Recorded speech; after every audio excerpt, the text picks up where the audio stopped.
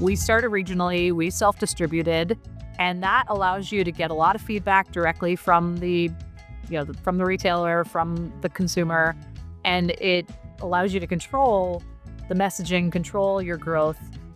And really, until you have to go to a distributor, it's a really nice way to grow and trial. And then if you have to change things, you're not paying slotting fees over again. You're not worried about all the implications that happen if you don't do everything perfectly the first time. So most people tell you need 40 points of distribution to unlock a distributor, or sometimes if just one big anchor will do it.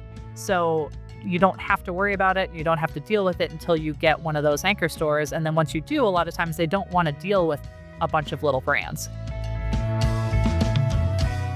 Hello, everyone, and welcome back to the Startup CPG podcast.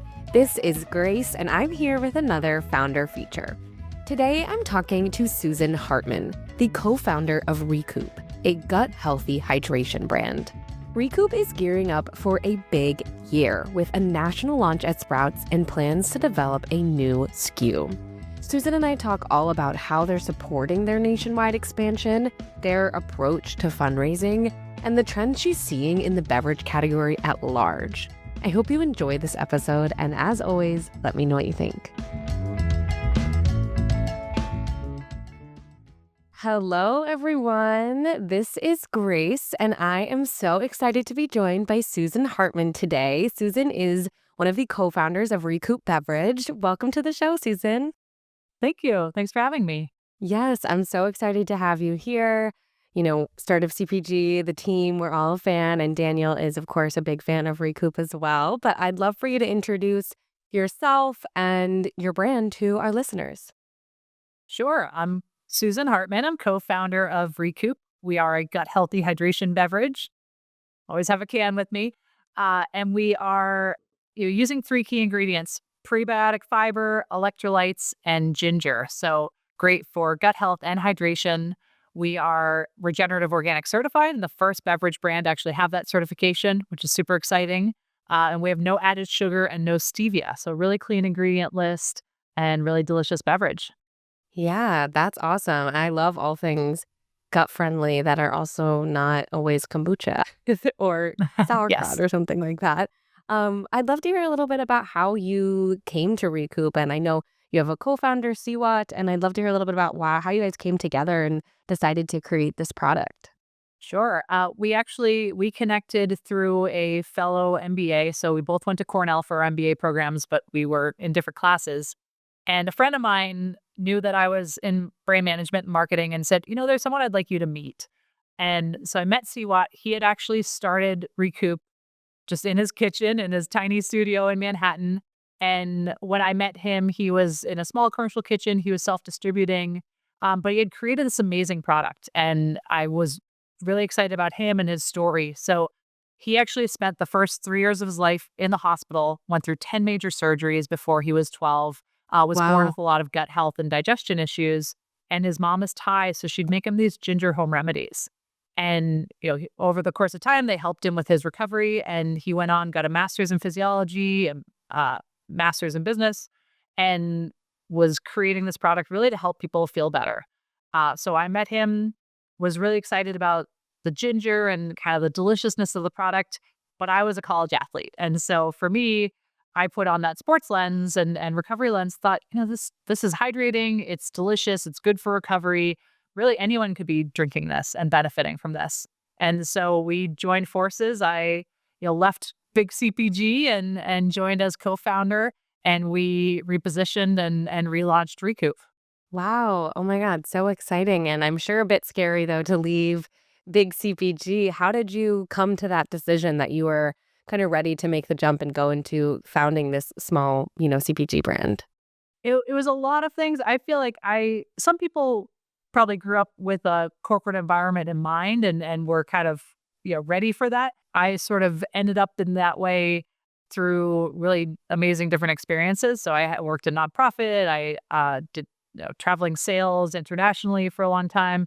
And so I loved brand management. I loved marketing. But through my innovation work at Unilever and Campbell's and EOS, what I really loved was creating a product and designing that and building something that connected with people. So the leap into entrepreneurship made sense for me just from that. I get to own and build and really develop something that is personal to me and impactful for people. So that kind of passion made the transition easier. Right. Yeah, you got to have a passion for it if you're going to dive into it because it's a lot. And like you said, a big transition. So when you and CWAT came together and decided you were going to, sort of relaunch Recoup, what were some of the first things you did together to start that journey?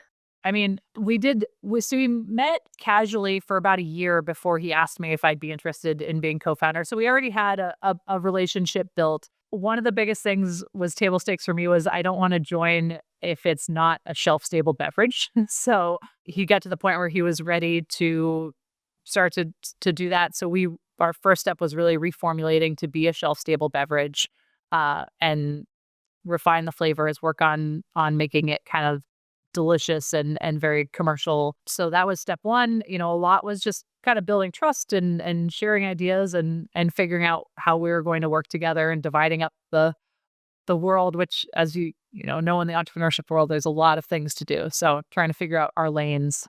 Yeah, I imagine maybe some of your lane was the branding and the marketing. And I'm curious how you approached the branding of Recoup. And like you said, you brought in this element of sort of the recovery piece. And how did you decide which sort of elements to hone in on in your branding? Because there are so many ways probably you could market and brand a product like Recoup. Honestly, that can be one of the most overwhelming pieces is how do you distill your message? How do you really get focused? Because I had that formal brand management training, I mean, I built a brand key and I did all the exercises that I would have done at Unilever, to try to really develop the brand in a smart, thoughtful way. But a lot of that too was focused on who is our target consumer, building it for them and with them in mind. And so having that be really clear from the beginning is an important way to hone out a lot of the stuff that's noise and is not going to be make or break for your brand. So that helped kind of being really focused on who we were targeting, who was it going to serve. Yeah, for somebody who maybe doesn't have your brand building experience or your marketing experience, how would you advise them when they're sitting down to figure out their marketing or their branding? Like, what are some of those first steps for maybe the uninitiated among us? Sure. I think, consumer first is definitely the what any marketer will tell you.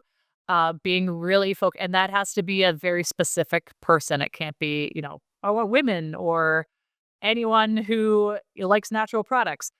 So the more focused you can be and precise in that will help a lot of how you make those decisions. And then it needs to be understandable for people. And so if you've got all these great differentiators, but they don't really tie together or they don't build a story, you really have to think about what is your one or two liner, and how do you get to that. So when we first launched, we were hydration and health was kind of how we thought about it. And I was running, I don't know, a year or so ago, and I was like, gut healthy hydration. Like it just came to me as I was writing. I was like, I like that. And that kind of tied them together a little bit more succinctly than how we used to say it. And especially having gut health being really tangible versus hydration and health, which is, could a little nebulous. So it's always an iteration. It's not like we thought of this and it's never changed. We've been through a few different variations of the product and the packaging. Yeah, and speaking to the packaging, I'm curious how you decided for, also the specific form Recoup comes in, like the skinny can, versus, the some come in like the shorter can that are a little wider, and some of those decisions feel like obviously really purposeful, but what were some of the sort of the meaning behind those decisions? Sure. A little bit of background. When we first launched, so we were coming from a fresh juice product into a shelf stable product, and we launched January 2020. So we've been around for a little bit. But we launched as a more of an alternative to a sports drink. And with that positioning, we were in a bottle. We were in more of a plastic sports drink type of bottle. And that's how we entered the market. And what we found over the course of time was that people were actually adding Recoup to sparkling water. And so we thought, let's pilot a sparkling version. Knowing that we were going to be carbonated in a can, we looked at, what is what are more of the natural products in, and that slim can, the 12-ounce sleek, is a little bit more of a premium can. It cues functional, it cues natural. So a lot of it when you come to packaging is what's going to if my person's spending 2 seconds in the aisle, how can I hone them in from the beginning? And so choosing the packaging that's right for your category and your benefit proposition is a really important piece. Yeah, totally. That makes sense. And it's something I've never thought about, like what does the size of the can or the type of can signal? But it's really true now that you point that out, that like you do see those cans lined up in a row and you're like, "Oh yeah, those are the health drinks." So, you guys, it sounds like have been through a few iterations of what Recoup is, and in its current iteration, how are you sort of getting it into people's hands and making sure, customers are seeing it on their shelves or are seeing it online? Like, what's been your approach to getting to customers? Sure. I will say this packaging too, from a design standpoint, we did last year. So this is all new design, and having good packaging that stands out to people is definitely important. So that's one of the main ways that you can grab someone's attention at shelf is being really visual, being, standing out, having a good brand block when you put a few together. That's why we did the waves at the bottom. You get a little bit of this kind of cohesiveness that helps you stand out on shelf, especially if you can have 3 or more SKUs. Um, from a marketing strategy standpoint, so we're in retail and we are focusing a lot of our efforts on driving to retail and really supporting retail. So we're currently in Wegmans, Erewhon, Jimbo's, Mother's Market. We did a pilot with Sprouts in October, and we will actually be launching nationally in Sprouts in Q2. So we've got a lot of great accounts. And so our main goal has been to support retail, drive to retail. And that has been through using go to aisle with digital rebates, using Instacart, where we can really get people to pick up and try and retail, a little bit of social media and Facebook, Instagram ads, those sort of thing. But since we've been retail first, we haven't spent a ton in those areas. And then the other piece is just building our community. So we do really well in fitness studios, hot yoga studios, and that kind of connection with our consumer, getting her feedback, getting to know, where people are drinking it, what's moving them. Uh, that's a really great way that we grow our community and grow word of mouth and advocacy. Yeah, that makes a lot of sense. I could definitely see that after like a hot yoga class, wanting something that offers that, gut healthy hydration, as you said. Um, Backing up one step, I'm thinking about how you approached like which retailers to get into and what your strategy has been in terms of, it sounds like you're about to go into Sprouts nationally, but have you focused, did you focus more regionally at first? And how did you kind of decide which retailers to target as you were getting on shelf? Yeah. I would say especially for people who are really in, still small brand mode and building mode, we started regionally, we self-distributed, and that allows you to get a lot of feedback directly from from the retailer, from the consumer. Uh, and it allows you to control the messaging, control your growth. And really until you have to go to a distributor, it's a really nice way to grow and trial. And then if you have to change things, you're not paying slotting fees over again. You're not worried about all the implications that happen if you don't do everything perfectly the first time. So that was how we started, and we started in New York. So my co-founder and I were both in New York. We actually lived a block and a half from each other, which we discovered after a year. Amazing. And yeah, but we started there and kind of built out that market, and then um, looked at more regional launches, started to get into regional groceries, and I moved out to California during the pandemic. So now I'm in San Diego area, and now I'm leading kind of our West Coast expansion. So now we've graduated to distributors, and soon we'll be national distributors. But that's it's a process. Yeah, I'm curious what the jump or how the shift was from self-distributing to working with distributors. It's one, it's your time and ability, and then it's Right. also landing an anchor. So most people tell you you need 40 points of distribution to unlock a distributor, at least, or sometimes if just one big anchor will do it. So you really you don't have to worry about it. You don't have to deal with it until you get one of those anchor stores. And then once you do, a lot of times they don't want to deal with a bunch of little brands. So you have to go to a distributor. And so that's how it happened. We got into like Wegmans unlocked a distributor on the East Coast, and we're in 96 Wegmans locations. So that was a big one. And then Jimbo's and Erewhon unlocked a distributor for SoCal. We'll be right back. All right, we've got a cool new opportunity for brands that are right for the fitness crowd. You know how it really costs a lot of money to get people to sample your product? Like doing demos in the store, you have to pay the agency, get them the product, same for field marketing. Well, great news, we've got a new partner, the Lift Box. It's America's top fitness subscription box, which goes out to 15,000 subscribers per month.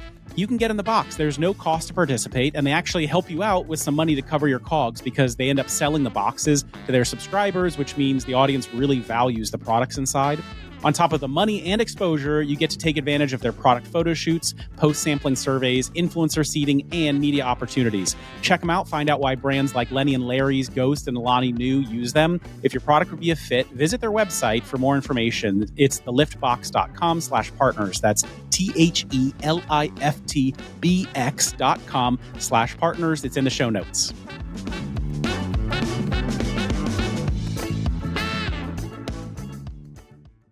Yeah, that makes sense. I'm curious too, thinking about the different markets you're in, like, Southern California and New York, and the different stores you're in, like a Wegmans versus, an Erewhon.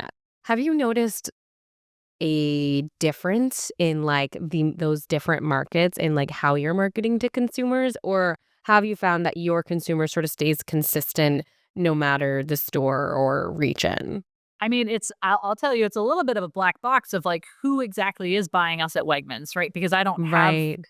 I can make assumptions, but I don't see that exact data. So you're trying to kind of work backwards based on your digital activations and the information that you can get. Uh, I would say it's probably a slightly different consumer, especially than the Erewhon consumer. That's a very distinct archetype. But having it be relevant, yes, going to market a little bit differently in your messaging, in your, some people are going to care more about the fact that it's no added sugar, no stevia, than they're going to care about regenerative organic certified. And so crafting those messages and trying to reach that audience in a way that's going to be most meaningful and impactful for them. With Erewhon having influencers and tastemakers and people who are kind of in the LA scene is very helpful. Yeah. And now that you're sort of gearing up to launch nationally with Sprouts, what is going into that and how are you preparing to make the jump to that launch? Sure. We got a little bit of a intro because we did the pilot. So we were in there, they call it their innovation set. Highly recommend for small brands that are trying to figure out how to launch at Sprouts and how to get in, that they're developing this really nice feeder program to give brands a less of a intense trial option because they buy the inventory up front. So it's not like, oh, hey, you're going to be national in Sprouts next week, make 100,000 units and hopefully we'll sell them, right? So they give you the forecast, you make it, they see how it does. But you can support that program. So we did support that through digital coupons, through drive to store type of programs, through actually activating some communities. So I created a Facebook group for the launch and invited people in from mom Facebook groups that I'm in and friends that I went to high school with and all that to try to just get some boots on the ground for people to actually go take pictures of the set and tell us what was happening. And in some cases, you'd have someone take a picture of the set and they're like, hey, there's no product on there, but I can see the inventory that there are a case of each in the back. And so then I'm calling the store and sending them in. So, it's very manual in a lot of ways. Whether you use merchandisers for that or whether you use your network, it's really important to have eyes and ears in the store as much as you can.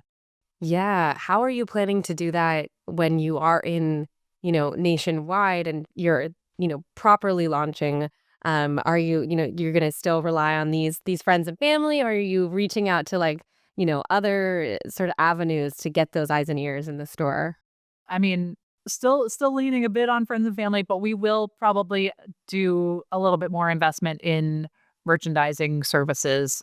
And we did demos for the pilot. We'll do demos as well in the top markets.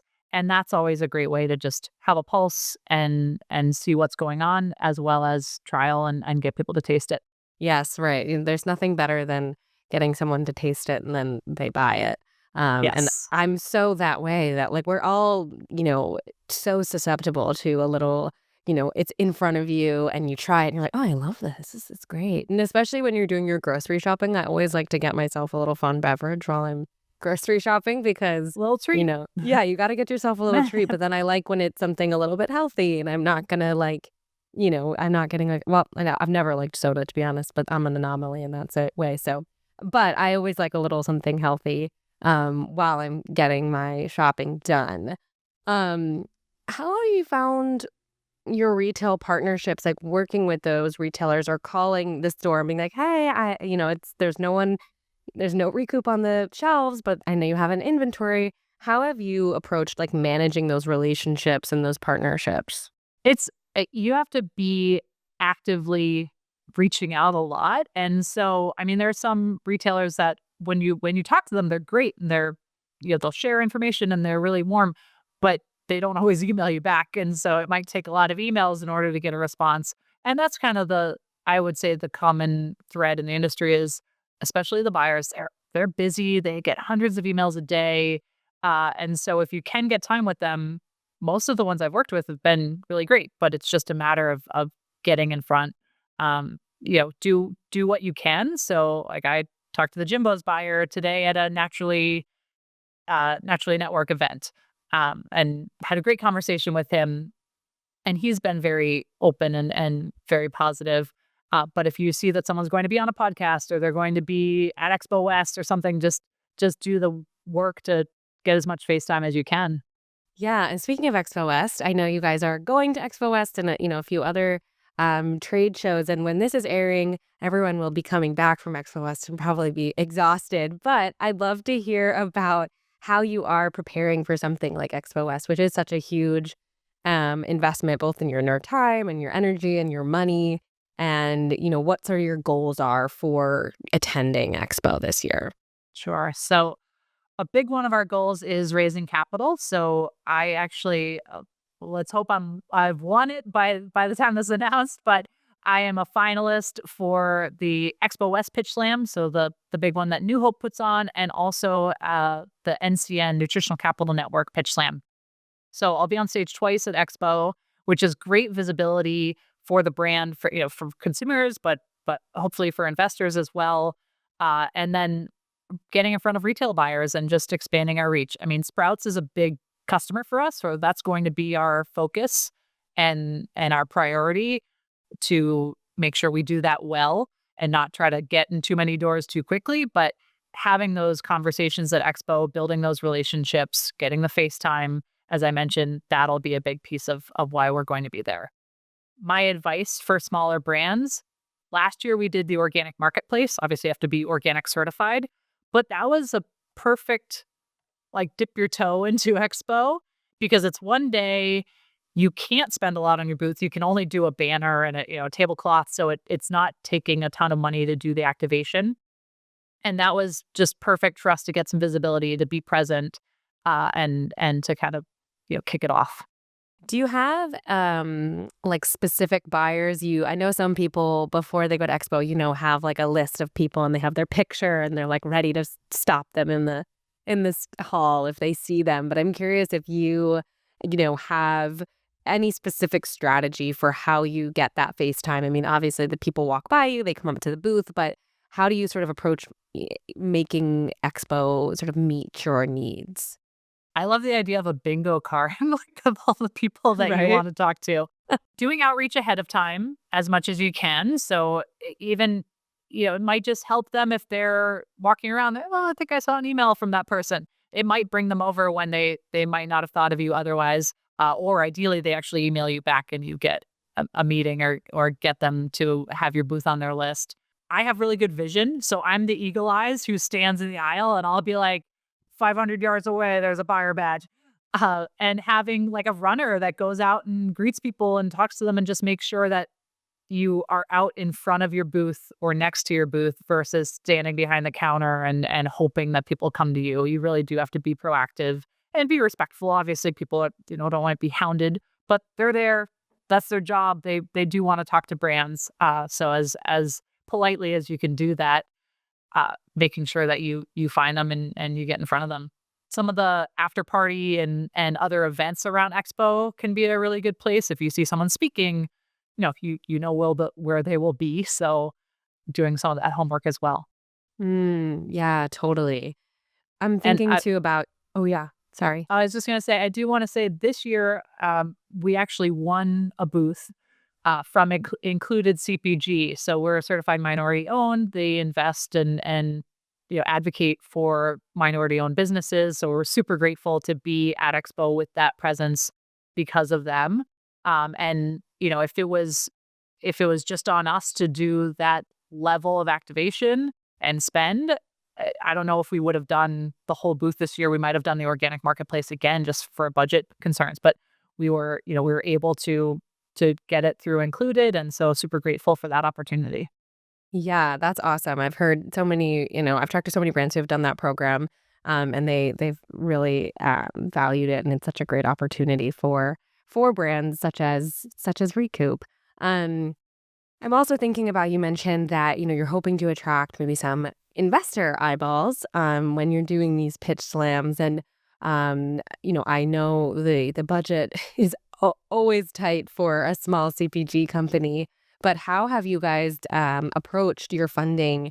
Over these last few years, you've been in business, and then now as you're moving into maybe potentially attracting some, capital investment, what is your strategy or approach to doing that? Sure. We started off like a lot of brands self-funded. We did a friends and family round in 2021, and that was with a convertible note. We have since decided to use a safe note. So that's, I would say, becoming more popular. A few years ago, convertible was a little bit more popular.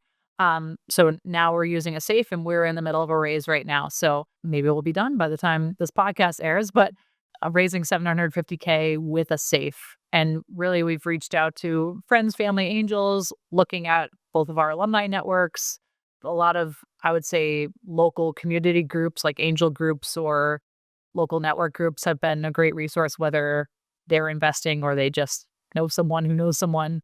And just having that conversation and being open about it. You never know who you're going to connect with or how it's going to manifest. So I think just being being open with what you're doing. And then obviously getting on stage and doing pitch slams doesn't hurt. Yes, definitely. This might be a dumb question, but if I don't ask the dumb questions, who will? But I don't know anything about investing. I'm just going to be honest. What is a safe note? It is a debt that converts to equity at a later point of time. So, and it's a vehicle. So, convertible note or safe are both ways to raise money using debt. And what that allows a founder to do is raise money without saying, this is the exact valuation. It basically recognizes, hey, this is early stage. It wouldn't be fair to anyone to put a valuation on it yet. So we're going to put a valuation cap, and that's going to allow you to convert, with certain terms. But we're going to basically put the valuation down the road. And so that's super handy because otherwise you might have $10,000 in sales, but next year you could have $1 million. And so it really allows you to raise capital without having to put a stake in the ground just yet. Yeah, totally. That makes a lot of sense. How did you guys come to the decision to get outside investment, both from friends and family when you did your earlier round, but also now when you're seeking, even beyond friends and family? Beverage is expensive, so it's not like, oh, we came to the decision because I was just tired of using all of my millions. Like you're you're probably, if you're going to build a scale up CPG business, unless you have a lot of cash laying around, like you're probably going to need to raise money. Or if you can build it in a way where it's making profit profit margin from day one and you never have to do that, that's great. All the better. But you still, even if you're in that scenario, you might find a time when, hey, you want to do that sprouts launch and you need to raise whatever capital to make that happen and to get to the next step in growth. So it's going to be different for everyone. It does put pressure on you. It does change the game and change the way that you make decisions and run your business. So don't take it lightly, but it's pretty common if you're trying to build something at a large scale to need at some point to raise capital. We'll be right back. Hello, everybody. I am so excited to announce that Startup CPG finally has an official Amazon agency partner. I know a lot of you are looking to Amazon as a great growth channel for this year and beyond, and Daybreak is the best agency that I've come across that will work with emerging brands. They have a really affordable retainer structure. It's a lot less than you'll find with other agencies that might charge you upwards of $5,000 a month, which is crazy. Based on recommendations from this community, I actually worked with Leon for my own brand and had an amazing experience. The sales grew very quickly. We started ranking really high on organic search results and really just capturing search terms in the category. I think he is an amazing fit for brands in this community, and I highly recommend reaching out to him for a chat. You can reach out to him at leon@daybreak.agency. That's Leon at Daybreak, DAYBREAK.agency. Make sure you mention us at Startup CPG so that you can get $600 of free design credits if you end up working with them. Good luck. And now, back to the show. Totally. Absolutely. And yeah, beverage is expensive and it's also very competitive. And I'm curious, you've been in beverage for the last, I guess, 5 years now. And, it's had such a sort of, it's become, I just feel like it's exploding every year with more and more products and more people wanting, different types of hydration or different types of coffee or whatever. And I'm just curious what you've noticed about the way the beverage category has changed and evolved and how you see Recoup being a part of that and also standing out amongst your competitors. So much has happened in the last 5 years, and I wasn't paying as much attention in the 5 years before that, so I'm sure a lot happened then too. But just the explosion of this whole better for you soda category has been really substantial, and we're happy to be a part of that. Even though we don't necessarily use the word soda, but we are a carbonated beverage, and so we fit that occasion for some people. And you've just seen this increase in desire for healthy products. Push back on sugar as a huge trend. And so people are being more cautious about what they're drinking, and they're drinking more of the good things. So I think that's the big consumer shift is there's more and more beverage consumption going on.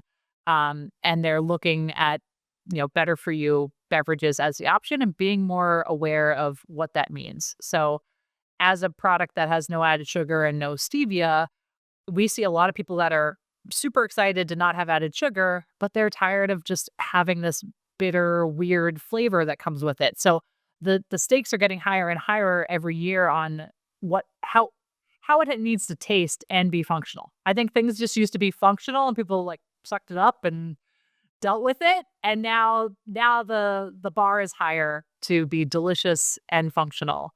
So we're excited to feel like we're in a great space with that. We feel like our flavor is amazing, but there's still a lot of products out there, especially everything with ketones in it, that it does not taste good, and they might have great function, but they're not something that you look forward to drinking. So we're excited to kind of play both of those pieces. Yeah, definitely. I feel like the days of sort of chugging the wheatgrass shot are kind of over. I feel like we're not putting ourselves through that anymore. Yeah, and you don't have to. It doesn't have to taste bad to be healthy, and I think that's how a lot of people saw things for a while. But even Poppy and Olipop kind of taking, I would say, an average soda consumer and bringing them on the journey towards healthier is changing how those people shop. Yeah, totally. I'm curious, I'm just thinking of the name of your brand too, Recoup, and I was thinking of Olipop and Poppy, which is very funny to me that they're the same name. But how did you guys decide on Recoup as the name of the product? So when we started out, ginger has always been core to our product. Ginger has over 100 medical studies on the benefits, everything from digestion, pregnancy-related nausea, settling your stomach, motion sickness, all that sort of stuff, to muscle recovery. And so we really thought of it as, this is a drink that's helping people feel better. And so that idea of Recoup, help you get back to your best self, has been key to the brand. Yeah, I love that. So, thinking a little bit more broadly of your whole time as a founder, I always like to ask what has been one of the biggest setbacks or hurdles you've had to face, and how have you gotten through it? Or if you're still struggling with it, how are you sort of trying to get through it? I would say one of the biggest things is just managing the complexity every day and the prioritization. And so that's, as something that everyone's going to run into. There are a million things that you could do, and there are only a few that you need to do. And so I think one of the biggest learnings for me has been saying no to things, and just, putting the priority on the stuff that's actually going to move the needle. And so that's been a challenge to learn, and something that, probably took us a little while to get through. Um, but especially now that we're growing a lot, it's like I don't have time to waste on some of these nitty-gritty things. And so yeah, you just have to say no. Yeah. What's been one of the hardest things to say no to? I'm very social, so I like anything that's like out with people and away from my desk. So, events and sponsorship opportunities where, it's like, oh, it would be great to get the product in front of these people, but not at this expense, or not at, it's going to take my whole day and I actually should be working on my whole food submission, or working on something like that. So I think the things that can be personally really fun, um, but are not going to move the needle. And then, we like to help people. So yeah, when someone asks us for a donation, or wants us to be part of their event, it's flattering and want to do it, but we can't afford to do everything. Totally. You can't just send out endless packages of Recoup, because I always think about how heavy beverages are too, and just to ship around. I'm like, that's just a lot of money. Yeah. The other challenging thing I would say is hiring and finding good people. So we hired a salesperson who turned out to be not good and not trustworthy, and really got burnt in that situation, even though we did the background check and we went through all the right paths. And so that's made us a little gun shy in terms of bringing people in. So I'm not a micromanager. Like, I'm happy to let go of some things, but it is an investment of time anytime you bring someone into the team, and that can be a challenge of just finding the right people. Yeah, absolutely. Who are you bringing on now, or maybe you've already brought them on, but what sort of roles are you prioritizing bringing on to the team? We're still small, so right now my next, we have a part-time marketing person who's been super helpful, um, and our next role would probably be like more of a boots on the ground type of salesperson, probably doing merchandising and sales in one of our key markets. And so those are things that are on my mind for next steps. Yeah, Raising absolutely. capital will help us, get to that. Do that. Yeah, exactly. Yeah, if any But investors as are listening. yeah, exactly. But I would say, as for the smaller founders out there, outsourcing and leaning on experts versus trying to do everything yourself. So, we'll probably go to a broker before we hire an in-house salesperson. So things like that there are plenty of systems and resources out there in the CPG world that you can tap into without trying to design it from scratch. Yeah, totally. Outsourcing is definitely a great way to do it. I'm thinking about 2025 for Recoup and beyond, and I'm wondering, obviously you're launching into Sprouts, which is very, very exciting, but what else are you excited about this year for Recoup, and where do you hope to see, Recoup go in this year and also beyond this year? In 2025, so we'll be focused on Sprouts. That will unlock KeHE, And so anyone who is using KeHE as a distributor, basically we're going to be in all their DCs. So we'll be looking at who are the strategic targets to kind of push out with that distributor. Same with our current distributors in the Northeast and in SoCal. Like, how can we maximize the distribution networks that we already have versus trying to land too many new ones? That's a priority for 2025. We are submitting to Whole Foods, so if they're listening, their functional beverage review is coming up, and so that would be, if you get in, I think they do their reset in October, so that would be towards the end of the year. But that could be a great regional win for us to kind of be thoughtfully expanding, but not bite off too much at one time.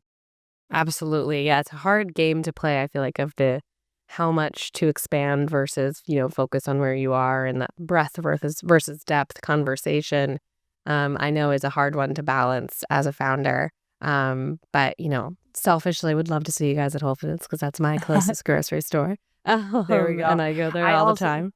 Oh, nice. Yeah. Yeah. I also did get a question from Vire recently of, are we going to launch a fourth SKU? And so that is on my to-do list of development. So we have one partially in development, but looking at when would we get that out in the world and making sure to do it at the right time. Yes, exciting. So that would be like a new flavor? Yes. Cool. Okay, that's very exciting. That's the stuff I love. That's my favorite part, is the product development and creation. Yeah, just taste testing all day. That's super fun. Who wouldn't want to do that? I was going to say my CPG experience. So I was at EOS Products. So I used to taste the lip balms. So having to eat 40 lip balms in a day is not quite as pleasant as tasting a bunch of beverages. So definitely not. That just blew my mind. I had no idea that even had to happen. You had to eat the lip balm. That is definitely not ideal. But someone has to do it. So hey, yeah, someone's gonna eat the lip balms. Yeah. Well, as we're coming to the end of our conversation, I'd love to ask, how can the Startup CPG community support Recoup and follow along on your journey? I love that. And I will say that Startup CPG has been such a great resource, just from the content that you put out to the opportunities to connect with buyers. So I really appreciate everything that, I lost my earbud. That's okay. Really appreciate everything that you guys do, which has been amazing from a community standpoint. So, buying Recoup is always great. We are on Amazon, as well as the retailers that I mentioned: Wegmans, Erewhon, Jimbo's, soon to be Sprouts.